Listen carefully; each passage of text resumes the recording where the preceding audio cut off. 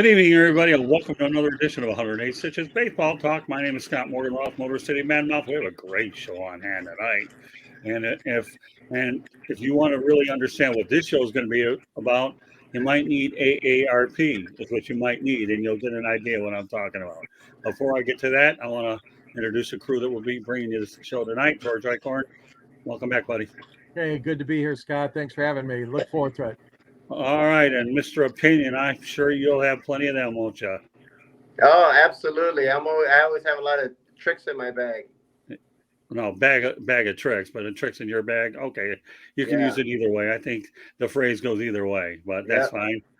We'll see him any minute now. And Eric Katz wearing his Yankee hat, and I'm wearing my King of the Road hat. I'm taking a road trip to the Tampa Bay area tomorrow, but he's got his Yankee cap, which, by the way, is in Tampa anyway. So welcome back, Eric. Thank you, Scott, for having me. And last week he didn't make it because he went to a Brewers game. So, therefore we excused his absence because he was putting it in a diamond way. All right. So with that said, our first topic of the night is the San Diego Padres' notable long-term commitments with final year and age or end of a deal. And I'm going to break down each and every player, and then each of y'all can comment on it. Obviously, I call this called job security part of the program. So you got Manny Machado ringing in at $350 million, 2033, 41 years of age. For Fernando Tatis Jr., $340 million, 2034, at age 36. Boy, they get younger, don't they? Xanderbogaerts, fresh from the Boston Red Sox, $280 million, 2033, at 41. Yudarvish, boy, we take a sharp bit of a decline here. Only gets paid $108 million to 2028 when he's 42. And Josmusgrove, $100 million, 2027 when he's 35. And last but not least, the latest guy that got a long-term deal, jakecronenworth, $80 million, goes through 2030 at age 37. All right, George Eichhorn, since you are the senior member of this broadcast, I might as well lead off with you. Yes. Yeah, I qualify for AARP and so many of these other guys. I'm telling you, these long-term deals, these owners just won't get it. They don't get it. They don't want to get it because they want to win. They want to buy a championship. So you're just throwing money out the door, really. I mean, we saw it with the Tigers. We had it with the Tigers. Finally, Yelich unfortunately passed away and gave the team to his son, and his son says, wait a minute, we're not going to hand these stuff out like we used to before. So, Cabrera is the last year on his contract, but that's a special case. I'm not comparing. Yeah, but we're talking about the San Diego Padres. We're not. Yes, I know. Okay. I just think it's too much. I think you're going to have situations where these guys are going to get hurt. They're not even going to last the lifetime of these contracts. And it's going to be hard to move them, too, because that's so much money that's tied up. Most of the other teams won't want to take them. I just think it's too much, Scott. I mean, I think the San Diego's gone a little bit overboard, especially with the guys, like you said, that are up there in age or will be up there in age once this deal comes to fruition. Rick? Yeah, I agree. These agents are the ones that are causing the problems. It's these agents that tell them, my guy should get a 10-year, 12-year deal. Why? What happened to the 5, even 7-year deals that I used to see when I was growing up? You got a 6-year deal. That was a long time. And now they got these 12, 15, 20-year deals. And Machado and Tatis, two of the biggest boneheads in all of baseball, the most selfish, biggest whiner crybabies that need to grow up. I wouldn't pay them for a whole year because they're not going to win with these guys. And you're not even thinking about injuries. So once you get past like 35 or even your early 30s, you're not in your prime anymore. You're not going to be any good. And good luck trying to ship them out because who's going to take on those big contracts? So the problem with sports in general is these agents. They're the ones that are causing all these problems because they're the ones saying, my man deserves 10 years. If this guy got a 7-year deal, my guy should get a 10-year deal. And that's the problem with sports today. Eric? Well, as far as those deals go, for the size of the market that San Diego is, it's probably closer into the range of like not really Milwaukee because Milwaukee's the smallest, but just a little bit bigger than Milwaukee. I'm not sure where they're finding this money I mean, after all, Tijuana's nearby, so I guess. I know, I've been there. And there must be money coming from there. But anyway, these guys, as far as that goes, what's going to happen is there's always that decline with these long-term deals. We've seen it over and over and over again. It keeps on repeating itself. Yet the owners make these mistakes over and over again and not learning from their decisions, which I do applaud the younger Illich for realizing this, that, you got to develop talent, and then you got to develop a core, which is how you're supposed to do it. Then you bring in guys to support that core. That's kind of how the Yankees did it after George Steinbrenner was suspended for a little bit. But they're going to be set up to a point where they're going to be in for a nice long rebuild, and it's not going to be pretty. So they better get that championship now, like possibly two rings they're all in for. Otherwise it'll be maybe an even longer decade of them being out of the postseason, because they already had a situation where they were out for a while, which granted, they had a very nice farm system during that time, where you got a Tatis and you had a Musgrove and you had a bunch of other guys, but now you pretty much you're setting yourself up for, in the future where it's going to get bad. I mean, this is it's not different sport, but look at the Rams of LA. No first round picks for the next, 7+ years, I believe. But because they went all in for that Super Bowl ring, which, it's a ring, which everybody wants that's ultimately why you're in there. So I guess mission accomplished, but it doesn't seem like they're going to be contending for a while. Well, here's the deal with San Diego. Once upon a time, they had 3 professional franchises. Don't forget the San Diego Chargers and San Diego Clippers, and now they're a market where their Padres are the only game in town. So where are you going to go? You only have one. So I've always liked those markets are the only game in town, but this time they really are the only game in town. Whether you count the San Diego State Aztecs, another story, but one professional team. Here's the thing that we have to understand, and that's this, that the Padres have only been to 2 World Series, and they've come up empty-handed in both of them. So that's why they want this ring in the worst way. I'll give them credit for this much, okay? At least they're trying to get it. Whether these moves pan out is another story, but I got to give them credit. They make some bad mistakes, try to get out from under those mistakes. Any organization that keeps trying to win, you really can't lean on them too bad. And I think you're right. A lot of these contracts, who knows what they're going to look like on the back end, but they're in win now mode. And they brought in Bob Melvin from the A's to do it. They got a good man in Bob Melvin. Yeah, I thought they had a shot last year, but now we're in 23. So, again, I'll reiterate one last time. I give them credit for trying. And that's an awful lot of money. You have long-term security, right? For a lot of these guys. We'll just see how it plays out. And I haven't even talked about Josh Hader. I'm sure they'll probably extend him a little bit, but he doesn't come into the range of what these guys are. Right. So, yeah.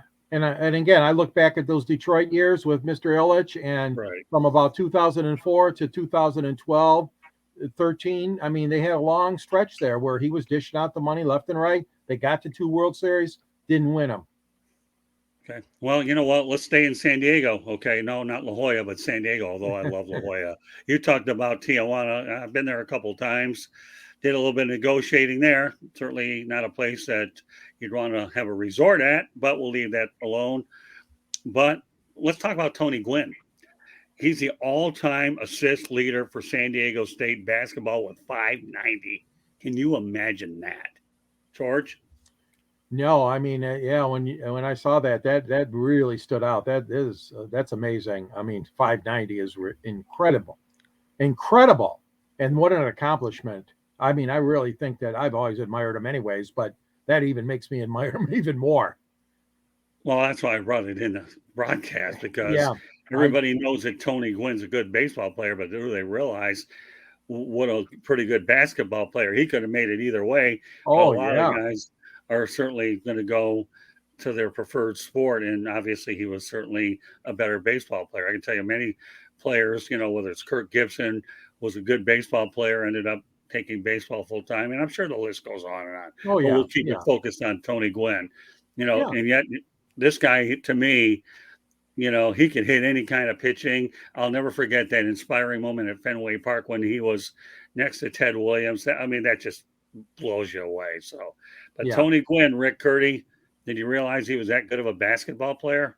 I heard he did play basketball. I didn't know how good he was. I think he did get drafted in the NBA too. So a lot of these athletes are just great two-way players. I know Dave Winfield played basketball. I mean, like you said, the list could go on and on. LeBron James was a great wide receiver, and he chose basketball. So these athletes are so great. I'm glad he chose baseball because, I mean, to me, he was the greatest hitter I've ever seen in my life was Tonygwynn. And so he was just a true artist, phenomenal. Unfortunately, we lost him too young. You know, that's the sad part. I wish he was still around. Yeah. You know, kind of teach these young folks to how to hit instead of hitting baseballs. But great athlete and just a great athlete all around. So. Yeah, and you know what? I'm glad you brought it up. I just want to let people know Tonygwynn died of mouth cancer because he had too much chewing tobacco. So, for any of you kids out there that are looking at chewing tobacco, you could get mouth cancer, and it's very painful. It's too bad we lost undoubtedly one of the best hitters in our generation for sure. So, all right, Eric. Well, it comes to show you just how much of a freak of nature he really was. Yeah. I mean, I knew he played basketball. I didn't realize he was that good at basketball. Where you know he might have been able to actually have a decent NBA career, but you know I'm kind of glad he didn't though. Which obviously, which the crazy thing about Gwynn is if Pete Rose were to get a hit every single at bat, if he came back and got a hit every single at bat, Tonygwynn would still have a higher average than him. And, you know, that just comes to show you just how just athletic this guy is. I mean, he's the best all-around hitter. Probably the last guy you could probably compare Ted Williams to. You could compare to Ted Williams. Just a guy who could hit all fields, make contact, you know, just one of the last truly great hitters of the generation. Yeah, I think it was a guy that was making a run at that 400 mark, but came up a little bit short. So 394. Was it 394? Yeah, he was pretty close. So I've always loved Tonygwynn. You know? Even after the strike, he made some runs at it. Yeah, but I mean, yeah. And when I saw this thing, there was no doubt I was going to bring it up, and I wanted to make sure that I had all four of us to talk about it. And the reason why is when you're surprised that an elite hitter could be that good on the hard court, my goodness. And yet his character was just unbelievable, too. And you want to talk about a guy, Mr. San Diego. I'd like to think Tonygwynn would be it. He could run for mayor of that state or any place he wants, and he'd be revered anyways. All right. I'd love to see him and Trevor Hoffman go for that. Yeah. Well, unfortunately, it'll never happen. Yeah. So, all right. Well, let's go back to AARP. And George was kind of dancing around it a little bit. So we'll talk about the oldest MLB players.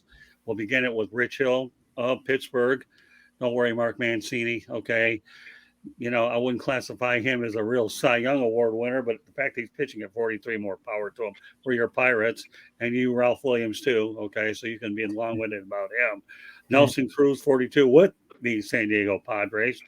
Adam Wainwright is still going strong with the St. Louis Cardinals. And yes, George, we're familiar with Justin Verlander of the Mets. Cabrera, who's at 40. Cabrera, 39 with the Tigers. I think I did mention Wainwright was 41 and Cruz 42, so let me keep going to the list. Jessechavez of the Atlanta Braves at 39. Joey Votto, 39 of Cincinnati.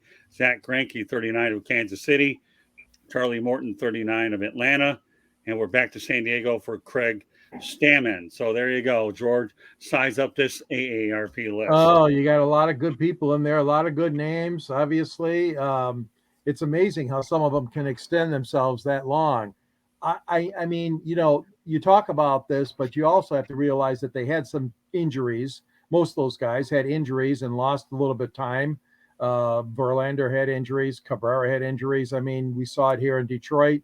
But most of those people that you've mentioned obviously have extended themselves quite a bit. And I think what's important to remember is the fact that they would not be around if they did not have quality still in them. Okay, a quality in the sense of being able to throw, being able to hit, being able to field.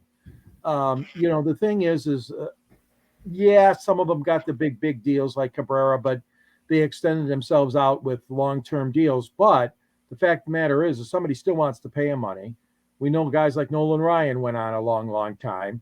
And no question about it, there are others too that have done that, and obviously Brady in football. But I'm not totally against a guy pitching or hitting that many years. But I want to say that I wish that they could produce at a decent clip and not be, obviously, in the case of Cabrera, more of a liability at the plate but I know Miguel has other things, obviously, we've talked about before, he brings to the table. So I'm not trying to pick on him, but I'm just saying most of the times when you get guys that are that old, you're hoping they got a little bit of juice still left in them. Well, the only thing I can say about Cabrera, at least he's able to contribute in the clubhouse as a That's mentor and an iconic figure. But yeah, they're paying him a lot of money to do that.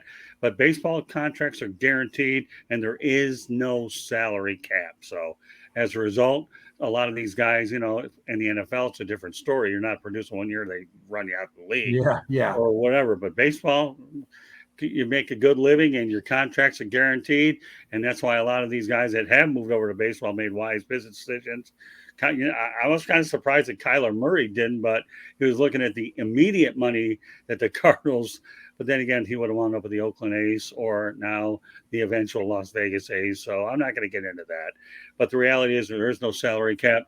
And a lot of the times those back ends of those contracts are just simply not good. But but people are paying them. They had to do some decent training and off-season stuff in order to maintain the interest of all these clubs. All right, Rick?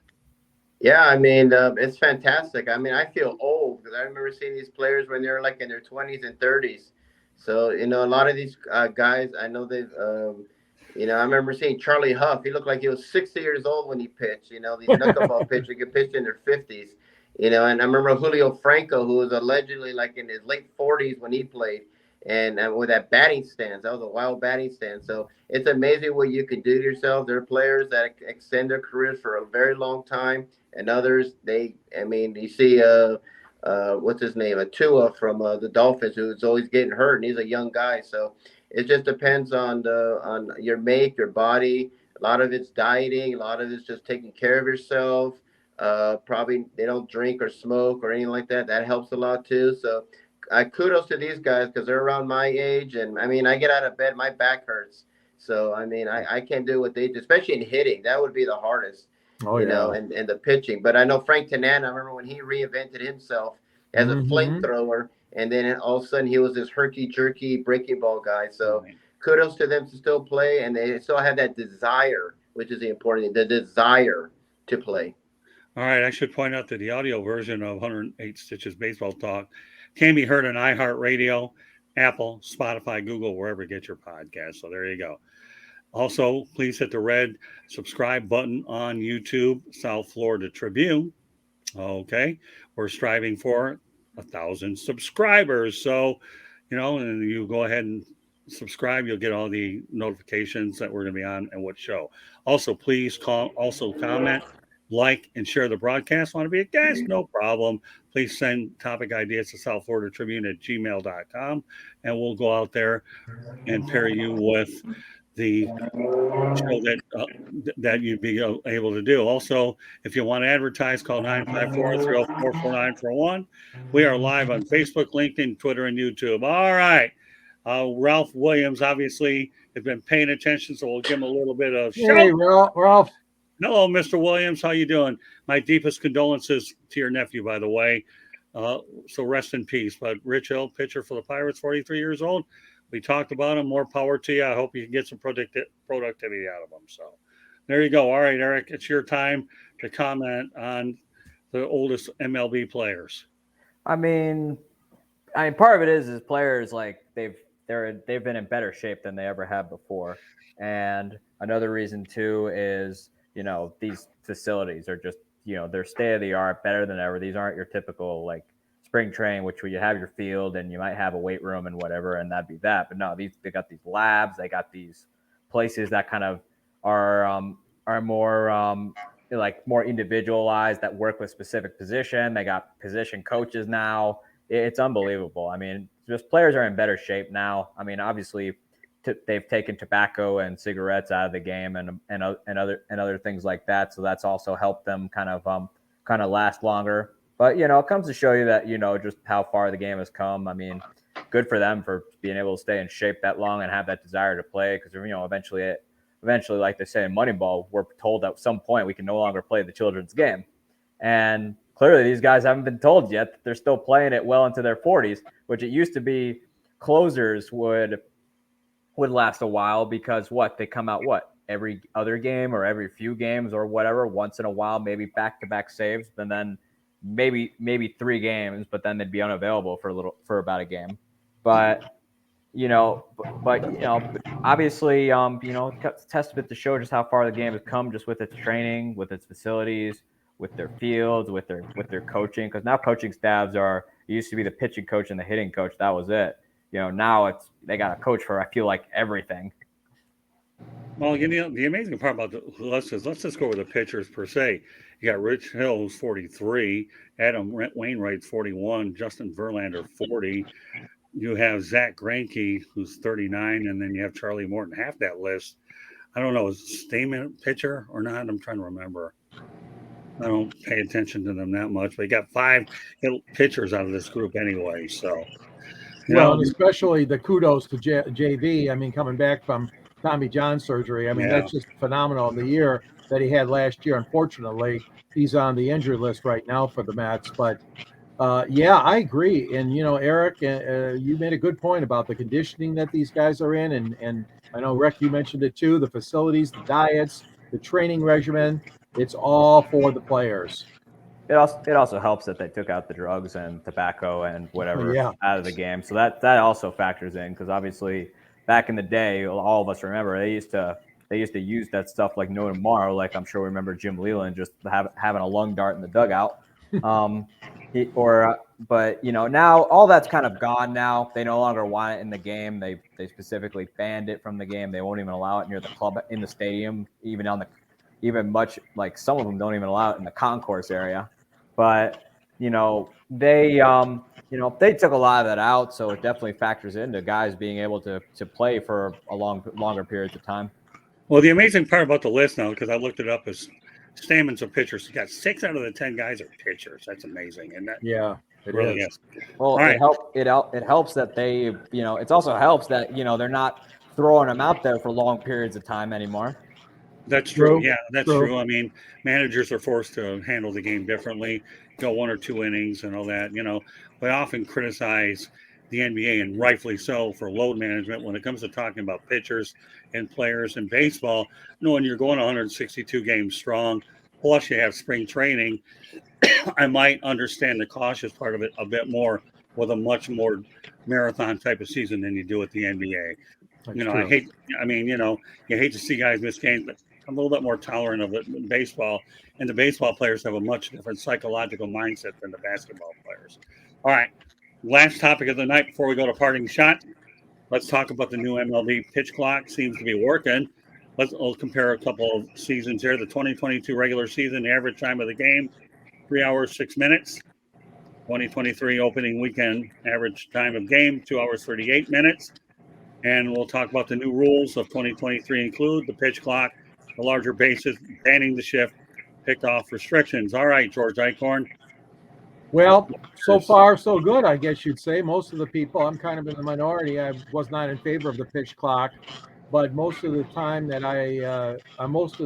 that's been shaved off has been beneficial. I mean, most people are happy about it. Some people got even happier when the Tigers moved their games up, for example, to start at 6:40 on weeknights instead of 7:10. So now they're really getting out early in downtown Detroit and getting back on the freeways or wherever they're going back home. I think that so far, it's worked out pretty well, especially the clock. There's a few minor things they're going to probably tweak over the next half year to a year, but basically, I think the rule changes have been pretty good so far. Yeah, I've yet to see a game. I hope to at some point. Don't know. My schedule's pretty busy, but time will tell. I'll let you know when I do see one. But I got it. My plate for the month of April is really stacked. But from what I understand, correct me if I'm wrong, didn't they extend beer sales into the 8th inning in some of these ballparks? I'm glad you mentioned that, Scott. A couple of towns have done it. No, is Milwaukee Okay. one of them, Eric? Yes, they're actually, yep, they started doing that at the game that I went to when they were facing the Mets, which I was a little surprised about the beer man still going around the eighth, because normally I'm used to them capping it around the seventh inning. But it was kind of nice though. I understand it's suggested by MLB to cap them at 7. It's not mandatory though, from the research I did. So we'll wait and see. Now there's only 2 or 3, 4 teams maybe that have changed it, but yeah, that's going to take out of their concession sales. These games flying by so quickly. Yeah, that's why they did it. Right, they're trying to find a way to compensate. All right, let me turn over to Rick Curdy. What are your thoughts about the changes to clock and so forth?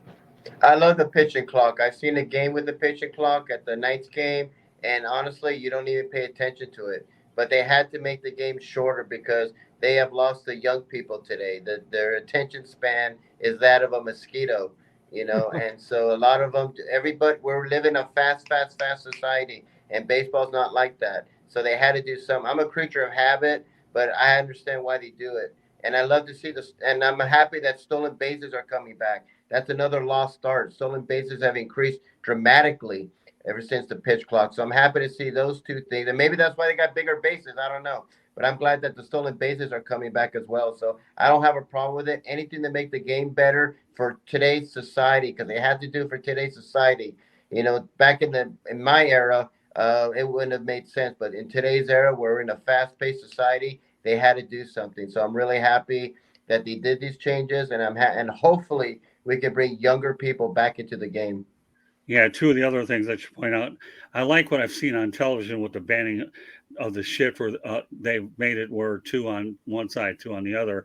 And yet lots of clubs are trying to keep them close to the bases to keep it close to doing it, but not doing it. And the pickoff restrictions, that might have been a little out of control too. So I'll turn it over to Eric. I mean, it took a little while for me to adjust to it, just because I've been doing this for over 20 plus years, and baseball has been the same. But there's some positives to take out of it. Number one, it makes it a hell of a lot easier to go to a game during the week. Because instead of you're getting out at let's say game starts around 7, you're getting out at midnight. It's kind of ridiculous. And obviously, extended beer sales. That's good. That's great for you. That's great for people like myself, which I say that with a smile. And it took a little adjusting, but there's a lot of positives to gain out of it.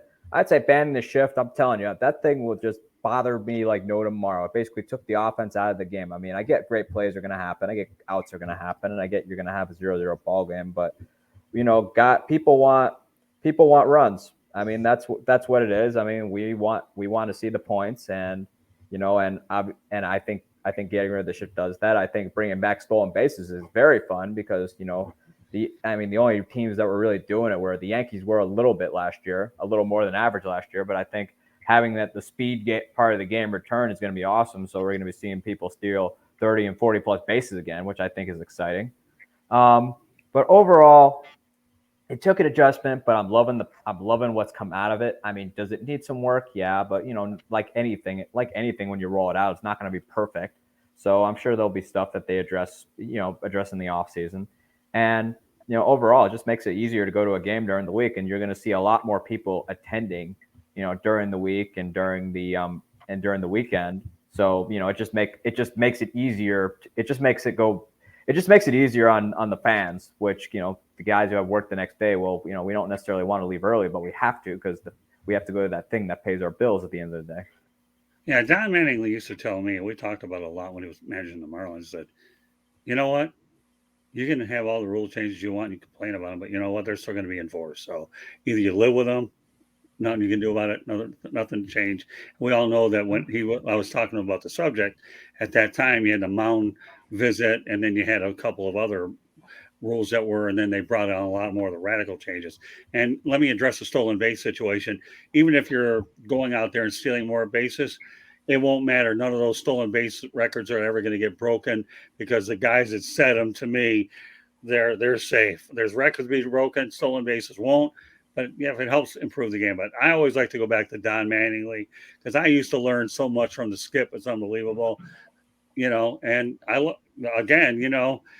there isn't, when they say Donnie Baseball, they say it for a reason. And this guy, to me, I learned more about baseball working with him over a 3 year period than anybody else I've been around. But when you're around him a lot, you're going to always pick his brains about different things with your colleagues. So, with that said, what's that? Anybody want to add to that? Yeah, I think, like anything, the game evolves. I mean, there are things about the game now that, everybody's going to have an opinion on whether it's bad or good, but I think the pitch clock is a positive. I find the pitch clock now that I've kind of gotten adjusted to it now that they're not just flashing it on the TV, which I thought they would do. But they kind of have it off to the side a little bit, which, it still keeps the game the way it is, and they keep the thing off camera. But overall, I think it's been very good for the game. I think obviously you can't count on the effects of it in 1 year, but I think baseball will finally, grow. It'll finally grow like Rob Manfred's been saying he wants to do ever since he walked into office. So, all in all, though, I think baseball is just trying to adjust to what society is now, for better or worse. Yeah, not only that, the one thing we can't forget about is the announcers have to adjust to it as well, because how they see it is how they have to describe it to you as well. Right. All right, this is our time where everybody gets to do a parting shot. So, Rick Curdy, you lead off. All right. Well, I'm from Los Angeles. We got two teams. We got the Dodgers, but we got another team called the Angels. You got two great, exciting players, Mike Trout and Ohtani, two of the best players that we've seen in our generation, especially Ohtani, who can pitch and hit. But we got a terrible, terrible owner there in Artie Moreno. Mm-hmm. Last year I heard that this guy was leaving, and I said, hallelujah, thank God. He's a terrible owner, and now he's staying, which is unfortunate, because I am so sad to say that Mike Trout and Ohtani probably not going to get rings because of this guy. This team needs pitching, desperately needs pitching. He keeps getting these over-the-hill guys. They don't work out. The hitting's great. We need pitching. And for some reason, this guy doesn't want to do it. I know they won the World Series, but that was when Disney owned the team. But ever since Artie Moreno's been there, they've gone downhill. And it's just sad to waste the talents of someone like Mike Trout, who's going to the Hall of Fame, and Ohtani, who probably might go to the Hall of Fame as well. I mean, these two are two great, exciting players that you can build on. No drama. They play the game hard. They're not spoiled. They're not entitled. They're everything you want the face of Major League Baseball to be. And these guys won't win a ring. Are not going to win a ring, unfortunately, man, because of the owner there. Ohtani's probably going to go, and I see him going to the Yankees. Trout signed a long-term extension there. He's not going anywhere, and because he's a loyal guy. And it's just unfortunate to see these two guys, or even in Trout's case, not win a World Series, all because of Artie Moreno. So I really wish he would reconsider and go away, and so the Angels can get a new owner and hopefully bring a World Series for Mike Trout, because he absolutely deserves it. Okay, Eric, go ahead. And we don't comment on everybody's parting. We let everybody do their own. Eric, well, I think obviously I'm happy the way the Yankees started the season. It's been a little tough sledding with injuries to the rotation, but they haven't lost a series yet, which you got to be happy with that start. But obviously the Rays are going to be the Rays, which unfortunately they're playing up. They've got a pretty soft schedule right now.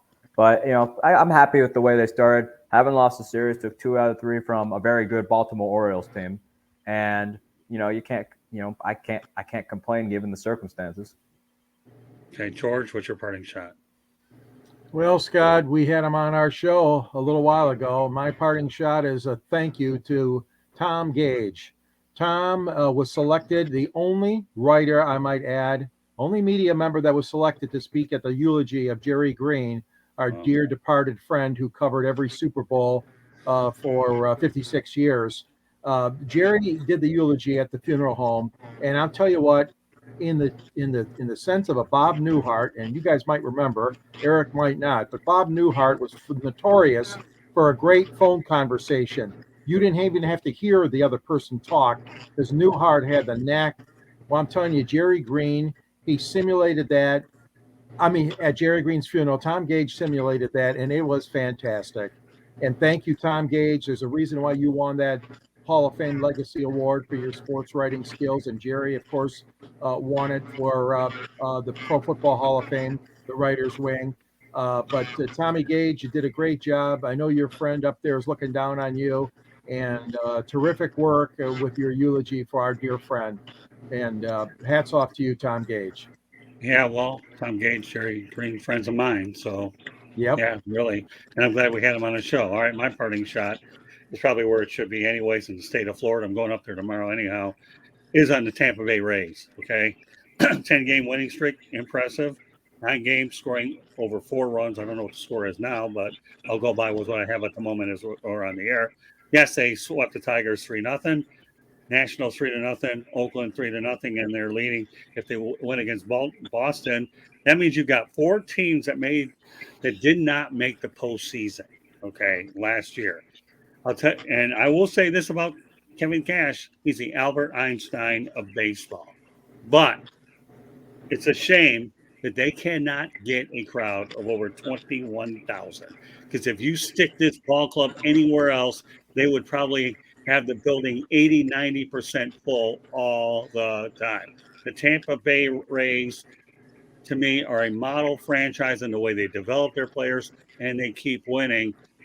But I'm not ready to buy them totally. Eric said it. They played a soft schedule. I'll be anxious to see how they play a lot of the better clubs, although we have to tell you right now that the divisional games, I think, are now 12 and not 18. But they'll see a lot more teams. But I'm happy for the Rays right now, but I need to see more of it before I can sit here and jump on that bandwagon. I'm not ready to do it. And more importantly, your worry should be getting the stadium in the right place. And I truly know, being a former Tampa resident, it should be on the Tampa side in Hillsborough County. So, great show tonight, 108 Stitches Baseball Talk. I'm going to go around the horn here and let everybody know how they can get a hold of us. But before I go ahead and do that, I want to make sure that I go ahead and say this one more time in case you missed it earlier, that the audio version of 108 Stitches Baseball Talk can be heard on iHeartRadio, Apple, Spotify, Google, or wherever you get your podcasts. So you can listen to it, or you can please hit the red subscribe button on YouTube, South Florida Tribune. We're striving for 1,000 subscribers. Please also comment, like, and share the show. Okay. Broadcast. I guess the old school language of doing it. Want to be a guest? No problem. We brought people on before by submitting ideas. And please send those topic ideas to southfloridatribune@gmail.com. Or you can actually send them to me on Twitter at Tribune South as well. If you want to advertise, call 954-304-4941. We are live on Facebook, LinkedIn, Twitter, and YouTube. So again, your ideas can either be sent to my Twitter account, which is at Tribune South, or the email address as well. And I'll be more than happy to put you on a show. We encourage new voices, and we'd love to have you on to be able to match wits ends with you as well. All right. With that said, okay, Eric, why don't you let everybody know how they can get a hold of you? You can follow me on my Twitter at Sports Team News, or you can find me on my blog at bellyupsports.com, where I write all things baseball. Very good. And one thing I should point out is our website, www.southfloridatribune.com, and kudos to Candy Ebling, does a marvelous job, not only putting the written content up there, but the broadcast. So there you go. Kudos to Candy. All right, Rick, go ahead. You there, Rick? Rick, how can we get a hold of you, Rick? Well, I didn't mute the guy. Try it again. All right, we'll get him momentarily. Try it again, Rick. You're on mute. All right, we'll get him. You know what? We'll come back to him. All right, George. All right, I got a book called Detroit Sports Broadcasters you back, on the Rick? Air. You back, Rick? Yeah, okay. Sorry, my mic went on mute. Oh, that's okay. No problem. Why don't you let everybody know they're going to hold you out? That's okay. No, you go first, Rick. Go ahead, Rick. Okay. You can find me on my website, www.charlottebats.com. I'm also on Facebook at Charlotte MLB. I'm also on Instagram at Charlotte Bats, and I'm also on Facebook again at Charlotte Bats Baseball, and I'm also on Twitter, Charlotte Bats Baseball. You can find me on my website. You can email me, cltbatsbaseball@gmail.com. And when you go on our website, please sign our petition. We want to bring Major League Baseball to Charlotte, North Carolina. All right, George, go ahead. Okay, back to the book, Detroit Sports Broadcasters on the Air. I just remembered there's a really good picture of Ted Williams. We talked about him earlier on our show. But you'd be surprised how many different celebrities and personas we have. Not only the broadcasters, but celebrities too. For example, Scott's in here with Muhammad Ali and Jimmy Connors, and Ernie Harwell's in here with Hank Aaron, and Paul Carey with Ted Williams. So you don't know who you're going to find in the book. It's a good find. It's only $20. And the link is on the South Florida Tribune website. I contribute to the publication, as well as the Downtown Detroit Monitor. You can reach me at gicorn@yahoo.com, and also on Twitter at sandgsports99. And obviously, Eric invested in it, right, Eric? Yes, I did. Thank you, Eric. No problem. All right. So hopefully, George, we'll find a few more people that can go ahead. And once again, Ralph Williams, thanks for being on. And my pleasure for the prayers. I know I've seen a lot of it on social media. I want to try to address it, but I guess there's no better way than with a national audience. So that concludes this edition of 108 Stitches Baseball Talk. My name is Scott Morganroth. Please be joined by George Eichhorn, Rick Curdy, and Eric Katz. We thank you very much for joining us tonight, and we will catch you on the next edition of 108 Stitches Baseball Talk. Good night, everybody.